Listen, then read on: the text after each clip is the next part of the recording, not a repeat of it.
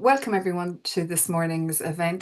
This webinar is it's a joint event between the Western Region Drug and Alcohol Task Force and Alcohol Action Ireland. And we're delighted to be working with Sheila and Alcohol Action Ireland for this event. Today's event is called Ending the Omerta. It's exploring national and international research of the links between parental problem alcohol use and domestic violence. And we're delighted that you can be part of our week and inform us on this really interesting and difficult also issue to look at. So Sheila, just to introduce her, Sheila has joined Alcohol Action Ireland back in 2019, and she has extensive experience in policy development and advocacy. She's also led a range of nonprofit organisations through a range of different sectors, from science education, public engagement, including the Institute of Physics in Ireland and the Irish Centre for Talented Youth. She's also had a number of volunteering positions, including being chair of the board of Specialist Turn Ireland and vice chair of mental health reform. She's also a board member of the European Alliance of Alcohol Policy, NGOs, Eurocare. Also, I suppose Sheila has been great to work with us here at the task force and also with the Galway City Alcohol Forum. She's always, been so accommodating to engage with us around activities and campaigns. So Sheila, I welcome you to our event this morning. Thank you so much, Orla, for that lovely introduction, and I'm absolutely delighted to be here. I actually always love going to Galway. I wish I was actually there and I'd go for a bit of a walk in Salt Hill, but next best thing just to be chatting online. So just maybe to give a little bit of context and to understand where we're coming from here with Alcohol Action. So I know some of you would have come across maybe and our organisation before, but I'm aware that we would have new visitors as well. So Alcohol Action Ireland is the independent advocate for reducing harm. We've been going since about 2003. We're mainly funded by the Health Service Executive, and we really do appreciate that funding for our work. We aim to try and reduce alcohol harm, and we're working towards our current strategic plan, which is kind of based around a number of pillars. One is the establishment of an alcohol office to try and make sure we have a cohesive view of alcohol across government. We really feel that the alcohol industry should be paying for the level of harm that they actually cause here in Ireland and elsewhere. I would say that central to what we do is the protection of children, and we mean that from everywhere from FASD through to children being exposed to harm in the home and youth drinking. So there's many different elements of that. And then lastly, we would say that we really do look for trauma-informed services for all who have been harmed by alcohol. So that's just to kind of give you a sense of some of the things that we would be working across. It'll be no surprise, I'm sure, to anybody who's attending today that there is an issue of alcohol use in Ireland. We drink at pretty high levels. If we were to look at it, looking at it per capita, 9.4 litres, and if you look at it per drinker, given that about 73% of the population drink, which means that 27% don't. It's a high level, and I actually always like this wee illustration that we have of it, of what that actually means. When you talk about 12.9 litres per drinker, it's a lot of beer, a lot of spirits, a lot of wine, a lot of cider, and and obviously there would be some who would be drinking a bit less than that, and then there are others who would be drinking an awful lot more than that. And again, sometimes people think, well, has it always been this way? Does it change? What's happening? And, it's worth just taking a quick look, to where we're at the moment. The government would have set a target actually back in 2013 that we should aim to be drinking no more than 9.1 litres per capita. And that 9.1 figure comes out of it was the OECD average at that stage. So it's a number. We still haven't reached it. We're about, 25% above that level, but it is a target, and as you can see, we have been coming down over the last number of years. However, just for a bit of context here, if we were as a nation drinking within the HSE, the current lower risk drinking guidelines, we'd actually be drinking about a third less than what we currently are. And I think that is just worth, bearing in mind, because oftentimes you'll hear people saying, oh, well, sure, aren't we all drinking a bit less than before? And that to some extent is true. But we still have quite a long way to go, and there are things that we could be doing. Not surprisingly, when we see that level of alcohol consumption, there is an impact, from that. So, for example, we know that about 15% of the population would have an alcohol use disorder, and indeed, the scale of that kind of, the harm and the hazardous drinking is actually much higher even than that. About half of those who drink would drink in a way that would be described as hazardous. The outflow from that, the thing that just always jumps out at me straight away is that today there'll be 4 people will die from alcohol, nearly 1,500 across the year. If you wanted to look at it in numerical terms or in economic terms, about 11% of the healthcare budget gets swallowed up by alcohol. But actually, that's in itself only the tip of the iceberg, because there are many other harms. So there's social justice costs, there's the cost of the criminal justice system, but there's also loss of workplace productivity. And when you add up those things, you kind of come up to a figure of about 14 billion, absolutely enormous, about 2.5% of GDP. But even that doesn't fully take into account the harm to others.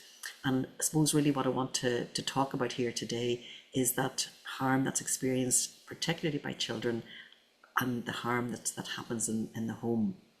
So our Silent Voices initiative was launched back in 2019 with a view towards really looking at that very specific, very hidden harm from alcohol, parental problem, alcohol use. And I always really just want to very much acknowledge the 3 individuals who established that, Carol, Marion and Barbara, all of whom came with lived experience, and we've been able to draw both on that lived experience and indeed through many others as well who have shared their stories with us at different times.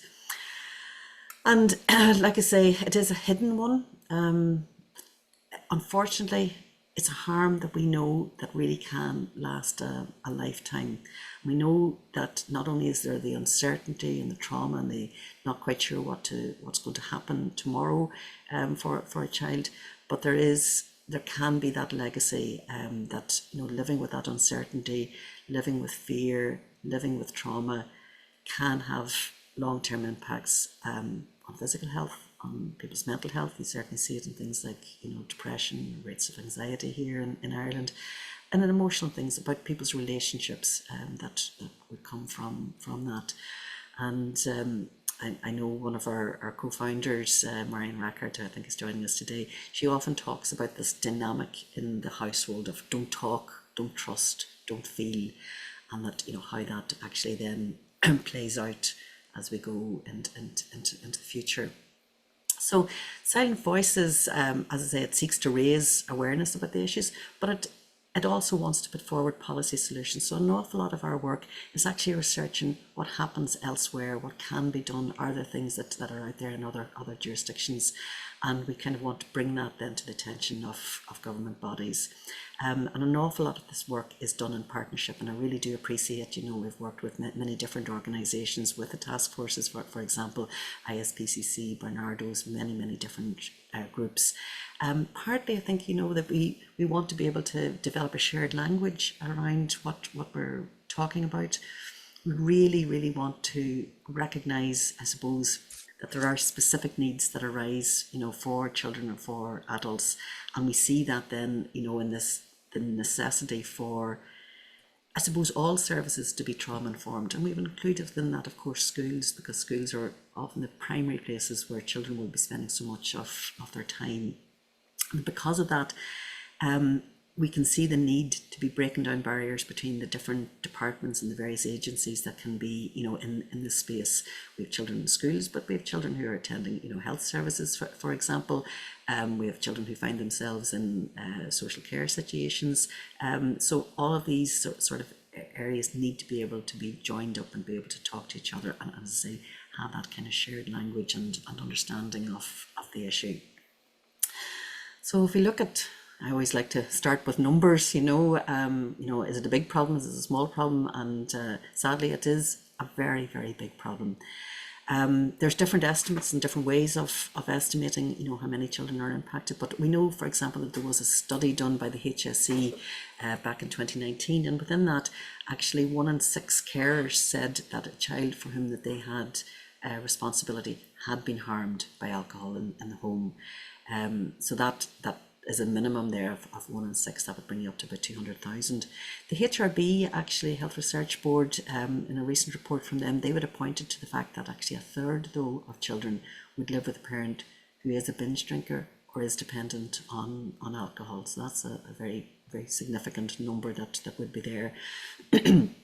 There was a prevalence study, adverse childhood experience prevalence study done by Maynooth a couple of years back ago, and they would have found that a quarter of all adults in Ireland had experienced growing up with a problem drinker, and that would bring you up to about 1 million people. And some other data that we would have from NDTRS, they would say that roughly about half of those who would be in treatment for alcohol problems would have children. And just some data there that they would have said. But again, I would say tip of the iceberg in terms of the number of children who are actually impacted. I'm always very interested in the data that we're getting from the west of Ireland through Planet Youth. And they would have found, in their very comprehensive surveys of near enough all 15, 16-year-olds that in those, the 3 counties of Mayo, Roscommon and Galway, they would have found that about 12% would have stated that a parent or a carer would have had a drinking problem. So again, great thanks to Planet Youth for the work that they do on gathering this sort of data. I'm going to come back to that in a little while. So as mentioned, we always start with data. We look at the research and see what we have. But, numbers are, I suppose they can be a bit cold in themselves. What I find really speaks to me is when I hear the voices of people who really have been impacted. And one of the things that Silent Voices has done is through its Shared Voices section, where it invites stories from those who have been impacted by alcohol harm. And, just put up a couple of quotes, that we have seen, that, things that have come in. And one of the things that we did with UCC was to kind of analyse some of those stories, and that has very much helped to, I suppose, illustrate them and point to issues that we see as being important. So many of the stories would have talked about things like, for example, that people knew but said nothing, or that it was known about in school but somehow wasn't said, or indeed that they just felt that they were completely unseen. People didn't know that they were experiencing this. Actually, we had a very interesting conversation with 2 people recently who joined one of our meetings, and they were friends in school, and they just discovered a little bit accidentally that they were both living with this situation, and they just mentioned that it was hugely important to them that they found each other in school and found that source of support almost by accident. As I said, though, growing up with alcohol harm in the home in itself is a trauma, but is also a trauma that can lead to other traumas.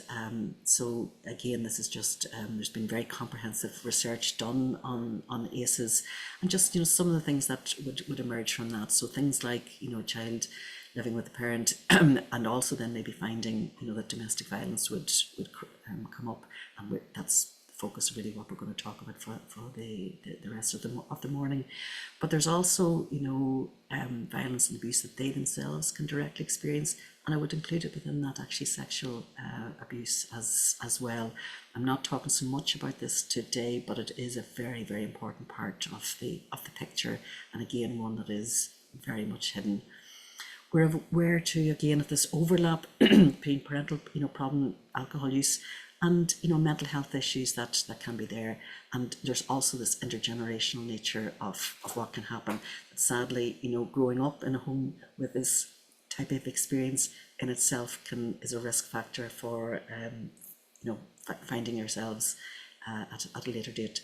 But there's immediate impacts as well. There's impacts on school and attendance, And certainly within children, there has been seen to be higher levels of depression, anxiety, and actually eating disorders in particular.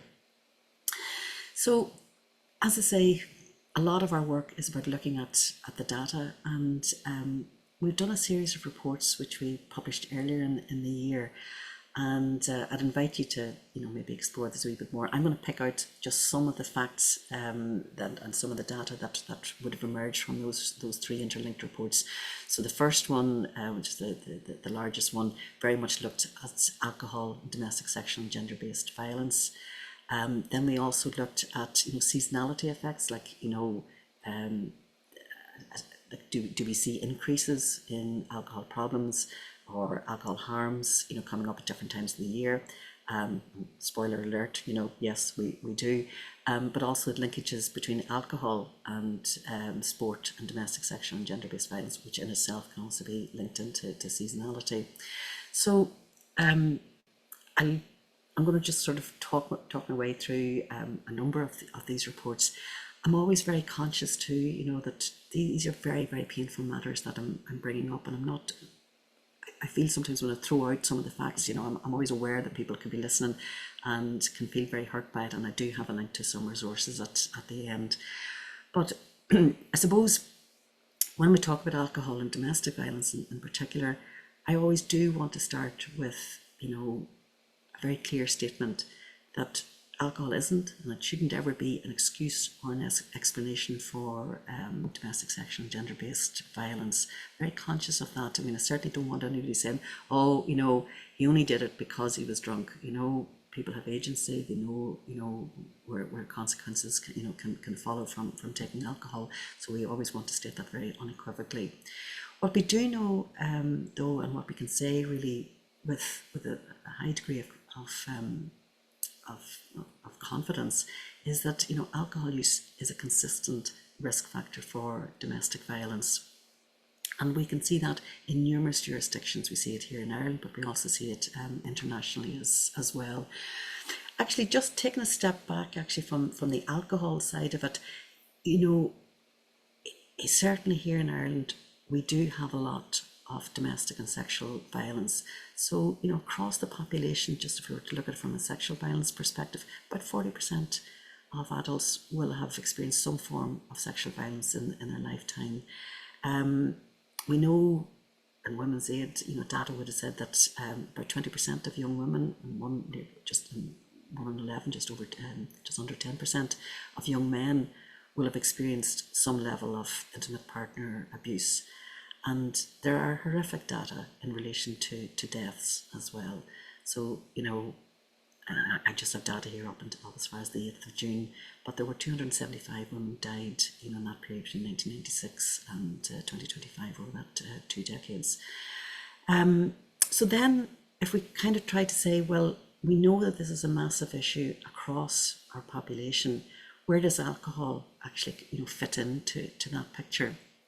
And again, different jurisdictions will measure things. I will say in Ireland, one thing that we're not very good at is actually counting and looking and recording the data. So a lot of the data that we have from Ireland is dependent on one-off surveys, but there would be other countries who do measure very consistently, is alcohol involved in that. So certainly from Australia, and we often look to Australia for some of the work that they would be doing around alcohol, because they are pretty good on data collection at itself, and they would find that alcohol is involved in about 30 to 40% of family violence. And here in Ireland, we saw evidence that, through a survey, that it was a trigger for abusive behaviour in about a third of cases.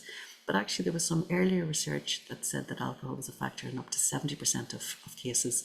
And indeed, we were talking recently to people at Move Ireland, that's Men Overcoming Violence, and they would have found with the people, the clients that they would work with, so these are men who are committing violence, about half of them alcohol would have been involved in, within that. So certainly somewhere between 30, 40, 50, maybe up as far as 70% of domestic violence will have some element of alcohol within it.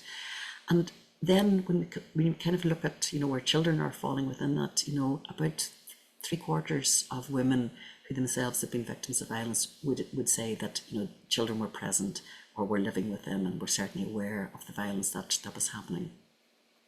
I'm going back to the Planet Youth data. If you remember, actually, you know, there was some work done, you know, saying how many children were experiencing alcohol or could see a parent with an alcohol problem in around 12-13%.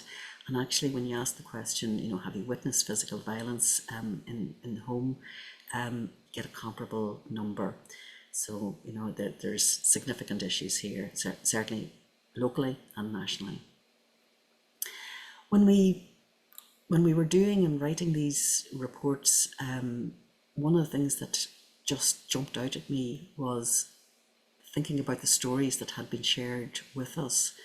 And I'm just going to include in the next couple of slides just some of the quotes from people who shared stories with us of the sorts of things that they had seen. You know, young fella, I witnessed violence, actual and threatened. You know, I experienced unnecessary poverty and guilt, developing a shell around it, leaving hypervigilant and hypersensitive.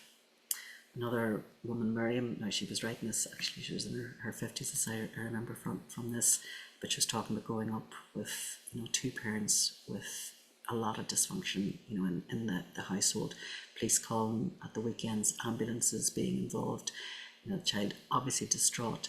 And again, you know, to me that just points to statutory services were involved here. Police were on the scene, ambulances were on the scene, healthcare was there, and yet somehow the situation continues to go on.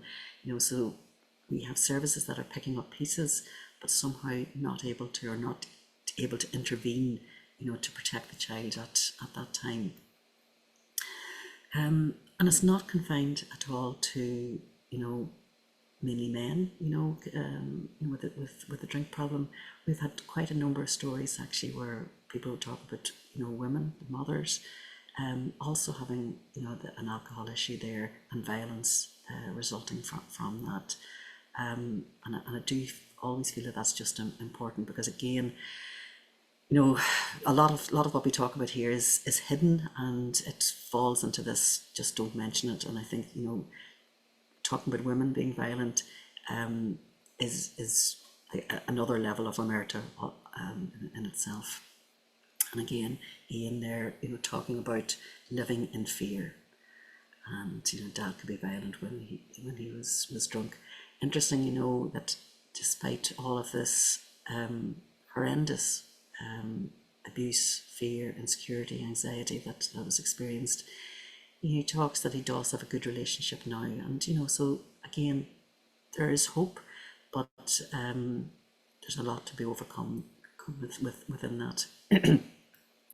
Some of the data that we looked at, and again, just really hard data to look at, but it pointed to the fact that, you know, boys who were exposed to domestic violence sadly were more likely to engage themselves in domestic violence as adults. And girls who had been exposed to domestic violence, they unfortunately were more likely to be victims of domestic violence in their own adult lives. So this, just coming back to this intergenerational level of trauma, and, you know, you can read the reports and just, you know, for the detailed data on that. But it was there's very consistent data around that. And indeed, actually, we've been talking recently with our colleagues in the SAIL project, and they have conducted some, you know, really good research, and they would indicate there's about 11,000 women in Ireland who themselves have a problem with alcohol, and they talk about, you know, their level of experiencing domestic violence, and about 50,000 having endured both an alcohol problem and domestic violence at some stage in their lives. And when they dig into the data, they would point to that intergenerational thing of having grown up with the issue in the home. So, you know, going back to the other report that I mentioned about alcohol, sport and domestic violence, there's quite consistent links at both, and there's international evidence about this, about the link between big sporting occasions, the associated marketing of alcohol, and the increases in alcohol consumption that would come with that.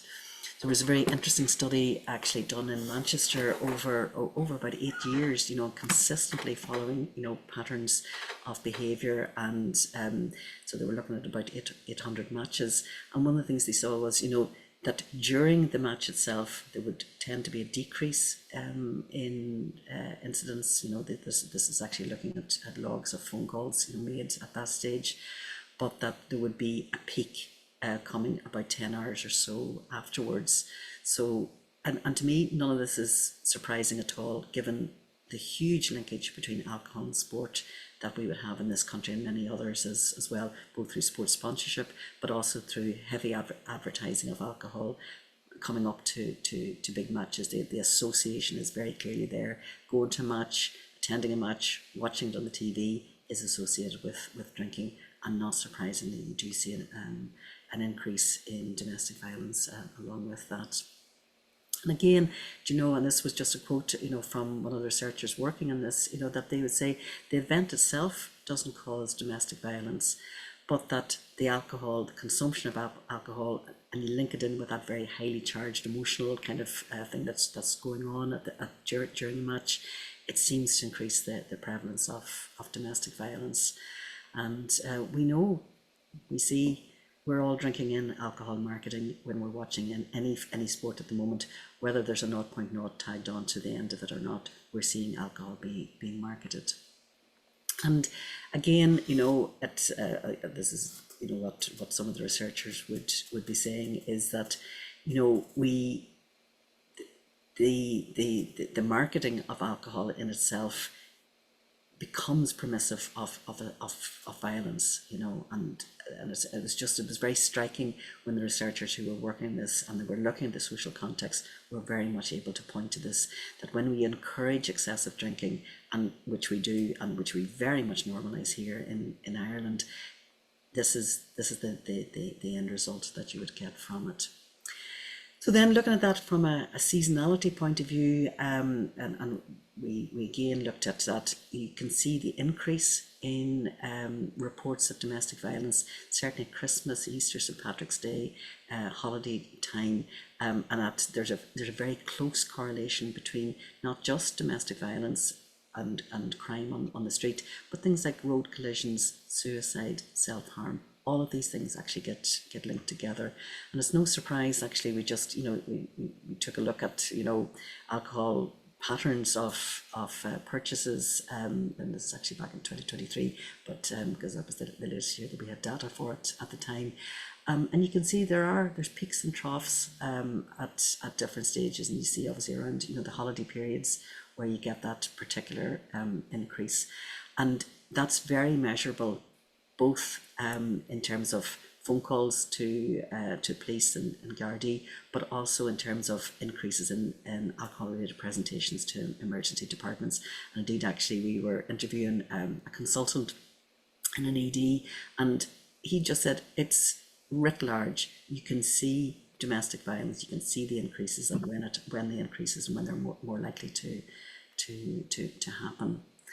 And again, we can look at the data on this, but hearing the voice of one of our contributors to Shared Voices, talking about that fear of the bank holiday weekends, the expectation, the knowledge that there's likely to be more alcohol being drunk, and then the expectation of what's going to happen, and that fear of where violence can erupt.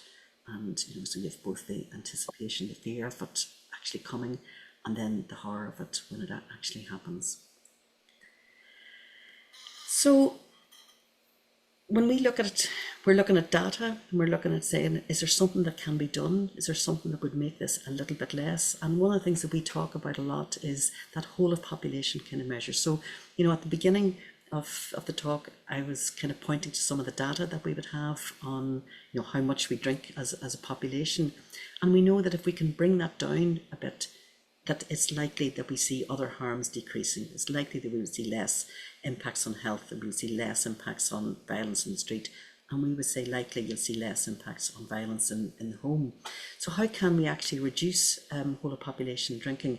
Well, there's three principal drivers of alcohol consumption, and they would be price, marketing, and availability.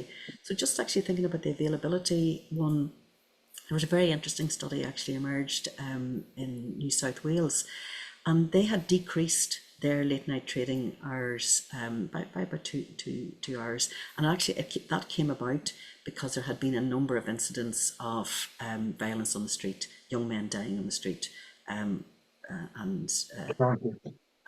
it was really looking at that, and they found actually that when they did this reduction, that actually yes, it did reduce violence on the street. There was a consistent drop actually of alcohol related assaults, being presented to EDs. But when you actually dug a little bit deeper and actually looked to see about reports of domestic violence, they also decreased by about 29%. And I thought that was something that really hadn't been pulled out of the data very much. So, we were grateful to see that. And the corollary, of course, is that, if you extend licensing hours, you're likely to see an increase. And in Northern Ireland actually increased its licensing hours back in 2022. And the following year, they would have seen a 17% increase in alcohol-related crime. Now, it wasn't broken down by domestic violence or crime on the street, but, it's pretty consistent. If you increase licensing hours, you increase alcohol availability, you increase alcohol consumption, and with that, the kind of harms that would come from it. Well, there's another kind of availability as well, and that would be on density. And again, so that's density of alcohol outlets. And one of the pieces of research that we picked out, actually, it was in the USA, and it was really, it really stood out that, if you lived in an area of high density, there was an increase in incidents involving children. There was an increased likelihood of children being coming into social care situations because of problems there. And if we look here in Ireland, we're actually often described as being overpubbed, but we have one of the highest densities of alcohol outlets in the world. About 3/4 of our population would live within 300 meters of a licensed premises. So it's probably no surprise then that we have both high levels of alcohol consumption and with it high levels of alcohol harms. So just come back to Australia again and some of the things that they have been doing. I was actually really, really heartened by this, but last year, just over a year ago, the national government announced a review of all its legislation with a view towards trying to reduce family violence. So they were looking at across all the states in Australia, and actually one of the states in particular, South Australia, just last December, introduced draft legislation which was setting an actual primary objective of the legislation was to prevent this gendered violence and to restrict alcohol sales and delivery timeframes. So, it was very interesting to see that being introduced, and with the prime purpose of trying to reduce this type of violence. So it was the first of its kind in Australia. Now, I'm beginning to see some of the, where this review is kind of working through, and it is, not surprisingly, we're seeing an industry fighting back against that and trying to water things down. But I think it really makes sense to say, what is the purpose in having alcohol licensing? What is the purpose of any law? That needs to be stated at the start of any legislation. What is the purpose of that? And I think here in Ireland, if we're thinking about licensing laws, let's make the primary purpose of this legislation to reduce harm from alcohol, and specifically to reduce violence. And I think in this concept and in this context, Ireland's kind of very interesting because our Department of Justice looks after both alcohol licensing and also domestic violence.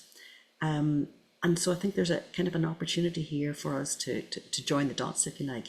Now, I'd mentioned earlier on that we have a domestic violence strategy, zero tolerance, and there's an awful lot about that strategy, which is good. It includes children, for example. It definitely talks about zero tolerance, that we cannot be tolerating that.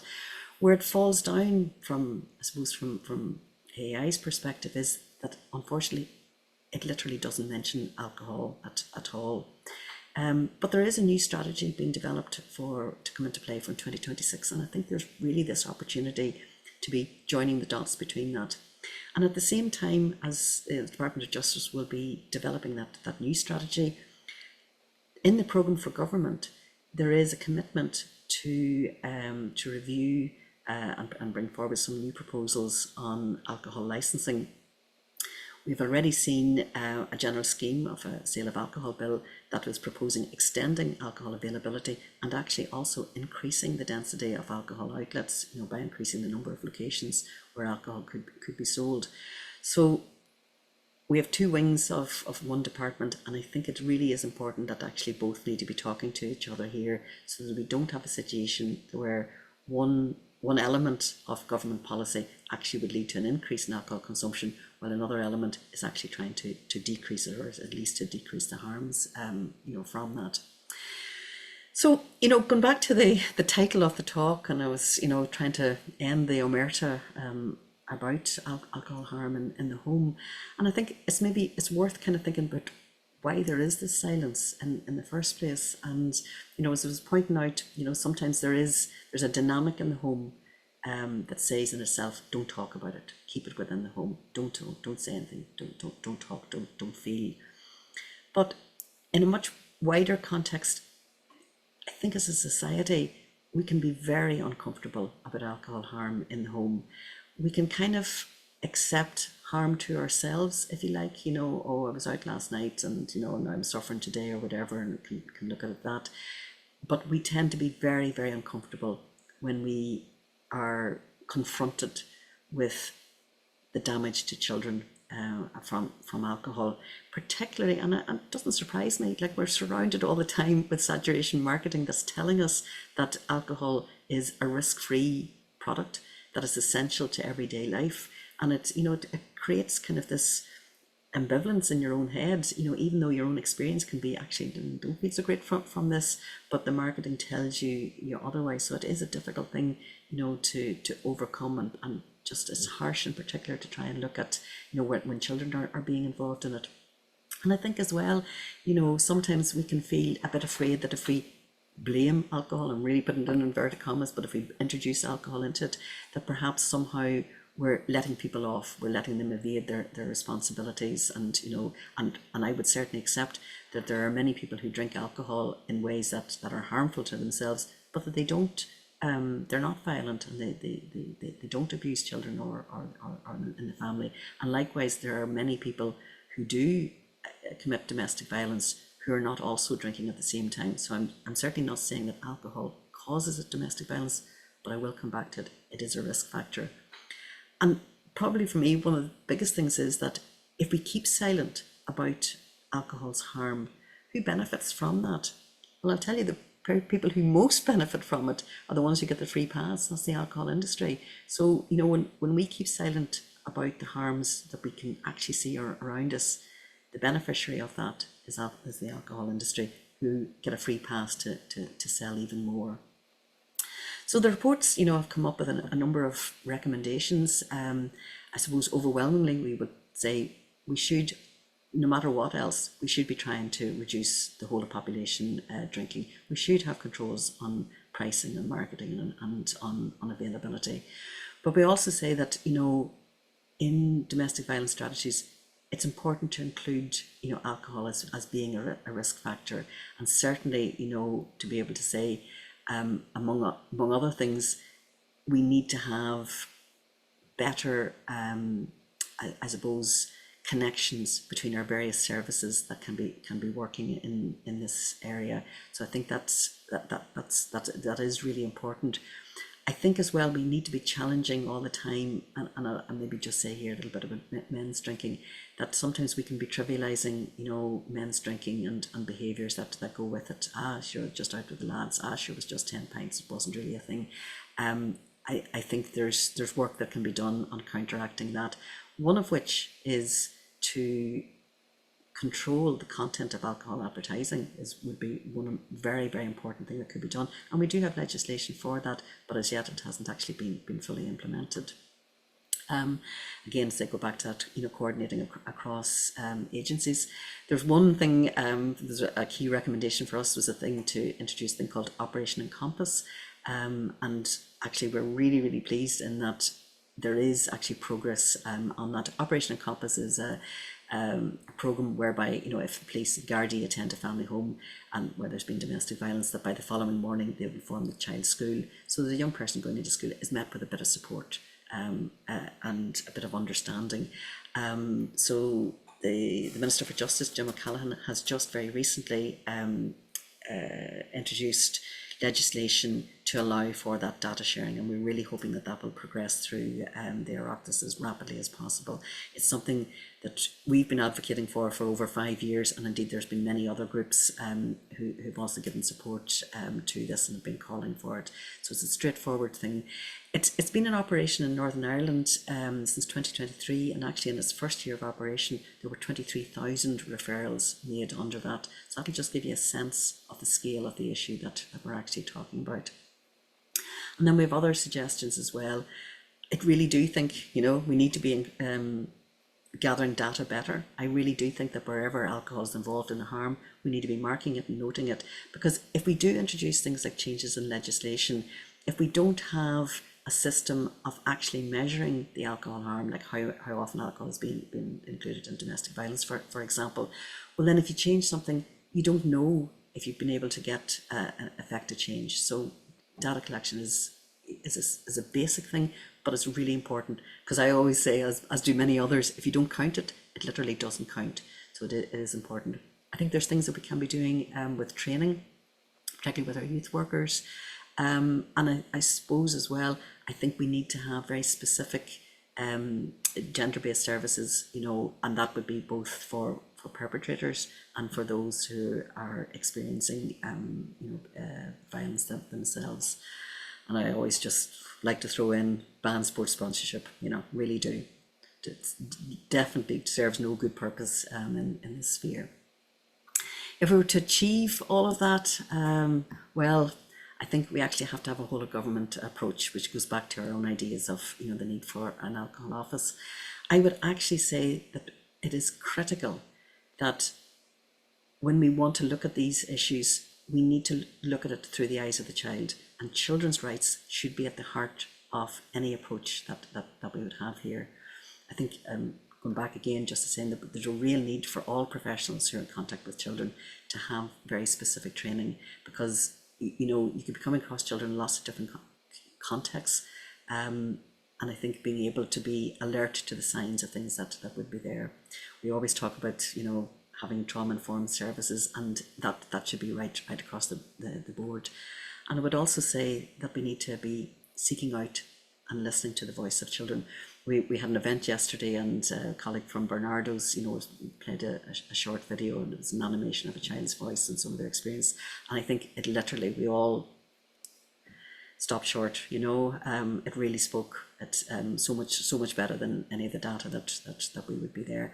And I think when you hear that voice, it gives you the impetus to know that you have to kind of keep going, with this sort of work. There was maybe a last word that I would just say, and it was just a quote from the report from one of the researchers. He just said, if we ignore the presence of alcohol, well, it doesn't stop it happening. It doesn't stop intimate partner violence. It doesn't prevent it being used as an excuse for that violence. But if we actually know more about how alcohol actually affects violence, including in the home, well, then you have more of a chance of being able to develop effective strategies and responses to that. So I would say let's try and join together to break the omerta on this very hidden harm from alcohol. And I'd like to thank you for your attention. Very happy to take any questions. I'm just putting up a few links there, and particularly there a link to our toolkit, which has some connections to resources. Thanks very much.